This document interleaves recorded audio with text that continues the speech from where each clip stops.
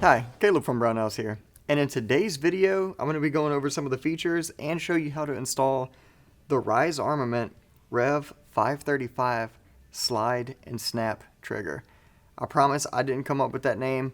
It's a great name, it describes everything, it's just it's a mouthful. But let's just kind of jump right into it. Why is this trigger special? Well, first of all, it's a standard cassette style trigger. By cassette I mean it's not like a two-piece that you have to put in. Everything goes in all at once, all together. But this one doesn't use any pins or screws or anything like that to hold it in. It actually uses these detents. You can kind of see here. Let me grab a pointing tool. These detents that are spring-loaded that snap into the pinholes on your lower receiver. So they just kind of snap right into those. And I got to play with this a little bit at SHOT Show. So SHOT Show 2026, yeah, the first SHOT Show of the year, or only SHOT Show of the year. I'm making this weird. Don't worry about that. There's only one SHOT Show every year. Anyway, point is, I got to play with it there. That's kind of where they kind of unveiled it, and it was like if you go by the Rise booth, like this was the thing everybody was talking about. So with that, you have this kind of setup here. It's really easy to install and disassemble, reassemble, everything like that. And it uses interchangeable shoes. So if you look here, this is the curved shoe. And you pull from the top and it's magnetic. It comes right off. And if you like flat triggers, you can install the flat face on there. And that's pretty nifty. The whole reason why they even came up with this mechanism at the bottom is because to install it, you do have to take that off. Because if not, if they didn't make these removable, what you would end up with is you would have to remove your selector lever to install it like you do with a lot of triggers on the market. But with this setup, you can install everything into a lower receiver without disassembling anything, which is really cool and really nifty. And the actual quality of the trigger, I haven't actually used this particular one yet. If it's anything like the one they had at SHOT Show, it has a great pull and a great reset. Once I get it installed here, we'll see how it feels and go from there. Alright, so installation, whenever it first comes out the box, there's something I want you to check because this one was that way. These spring detents here are just riding inside of a bushing on both ends here. And what actually happens is, let me push this one out a little bit, I'll recreate it. You can see the bushing is kind of depressed into there, which means it's sticking out on this side. You can see that bushing sticking below this, above the surface there. What you want to make sure is that that bushing is flush before you start installing. Because in shipping, like boxes getting banged around and stuff, the only thing holding it in there is friction, so it can shift a little bit. But to fix that issue, all you literally need to do is just take a flat surface, like a workbench, and just press it flat against the surface, and now your bushings are aligned. That's the only thing to check. Most of y'all will probably never even run into this issue. I just wanted to show that just to make sure we covered all our bases here. And also, you have these two springs on the bottom. That's what keeps everything nice and tight once it gets snapped in, so there's no like slop or wiggle whenever you install this thing. Alright, so another thing, one more prerequisite here, just trying to give you all the information up front. Something else you may run into, this lower receiver I'm using has pretty tight tolerances, and so does this selector here. So what you may run into is that whenever you start installing it, your trigger won't quite fit. It's like it'll almost fit, but it won't quite fit. What I found is that if you just actually drop the hammer here and put it in the half cock position, so it looks like an L, that'll give you plenty of clearance to install it.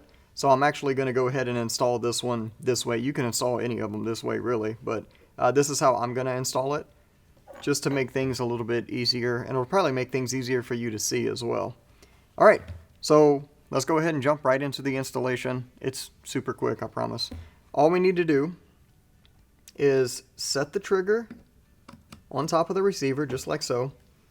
And what we're going to do is pinch the detents that are actually by the trigger, so the rear detents. We'll just pinch those and slide this thing into the receiver, and it'll go in just like that. Okay, so now you have one set of detents. I'll turn it this way so that ambi bolt catch isn't blocking for you.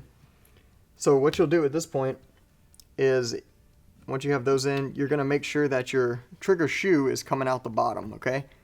So once you notice this is coming out of the bottom of the receiver, then all you need to do is hook the tail. You can see your tail right here.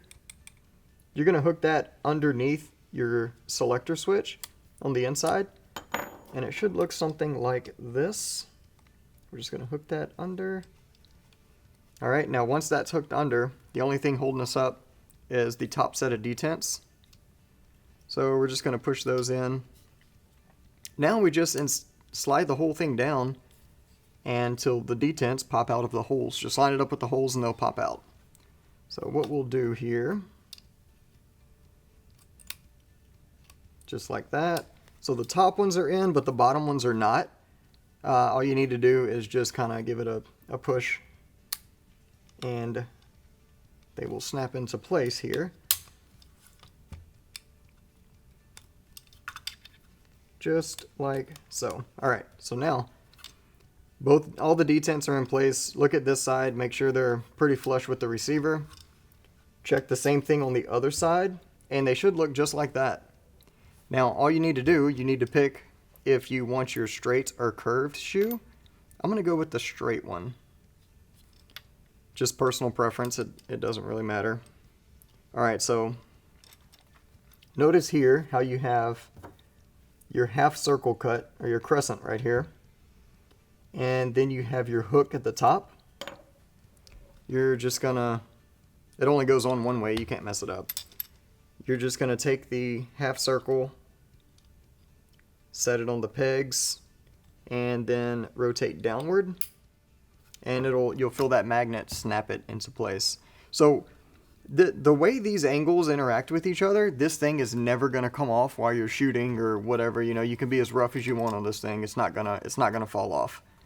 You have to want to take it off to get this thing off of here, and you can change shoes out back and forth pretty easy. So what I'll do now actually is I'll just throw an upper on here and do a basic function check, and we'll see how this thing actually feels. Alright. I'm going to put it on a BRN 180 upper receiver here. And we'll just kind of see how it feels. So I'm going to put it on the safe position. Alright, nothing's happening. That's good. That's what you want. That's how you want your safety to be. Alright, and I'm going to go ahead and put it on fire. And let's feel that trigger. So it is a single stage trigger, so there is zero creep, zero take up. Yeah, I don't feel anything. Next thing I should feel should just be the snap. Yeah, that's awesome. That's a really, really good feeling trigger. Man, that's crazy. If you have like a buddy or something that has one of these, just feel it, because it's absolutely nuts. Or just buy one, you know. Alright, cool. Now let's feel the reset. So I'm going to pull the trigger, cycle the action, and then now I'm going to slowly let off the trigger. Very positive. I'm sure you could hear the snap. It snapped right back. Very short reset. Man, I bet I could shoot this thing fast. That's crazy. Awesome. So, yep. That is it. That is the Rise RAVE 535. The snap and attach, you know, whatever name trigger. All you need to know is it's that Rise snap trigger, and it's really good. That's awesome.